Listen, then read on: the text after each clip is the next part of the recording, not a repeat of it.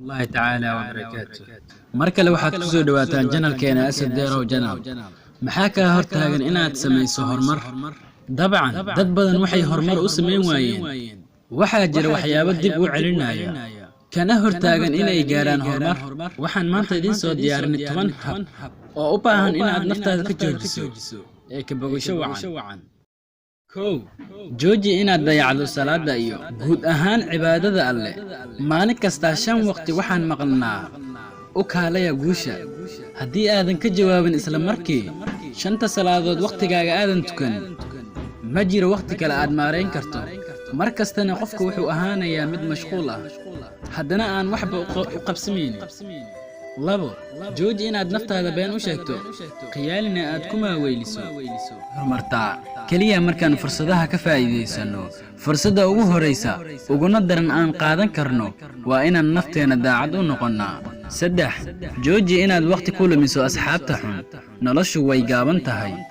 inaad waqti ku lumiso dad farxadda ka qaada kala garo nooca saaxiibada aad leedahay saaxiibka xun kaliya gadaal buu ku dhigaa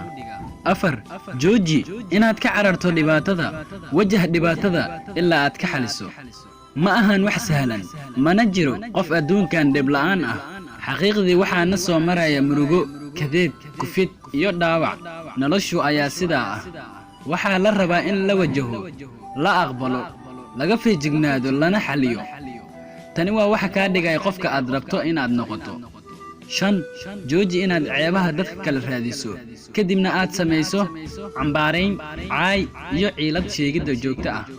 xaqiiqdii tani waxay ka hor istaagaysaa inaad dantaada mashquul ku noqoto horumarna aad samayso 6 jooji inaad xaasid noqoto xaasidnimadu waa inaad xisaabiso waxyaaba qof kale alla ku manaystay aadna ugu xumaato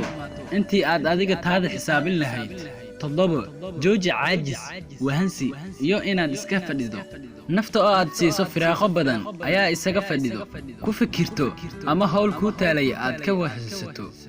waxay horseedaan burbur iyo fasahaad ku mashquulin naftaada shaqo wax akhris iyo sameyn wax ka faa'iido ku leh 8 jooji cabsida inaad qalad samayso inaad wax samayso oo aad qalado waxay 10 jeer ka fiican tahay inaadan waxba samayn guul kasta waxay leedahay fashil badan fashil kastana guul ayuu ku gaarsiiyaa ugu dambeyntii number 9 jooji isku dayga inaad farxad iibsato ama dadka kale aad ka raadiso haddii aadan ku faraxsanayn qofka aad tahay iyo waxa aad haysato ma jiro cid kale oo farxad ku siin karta iyo waxyaabo qaali ah oo farxadda ku keeni kara waa inaad deganaan iyo qanacsanaan u abuurtaa naftaada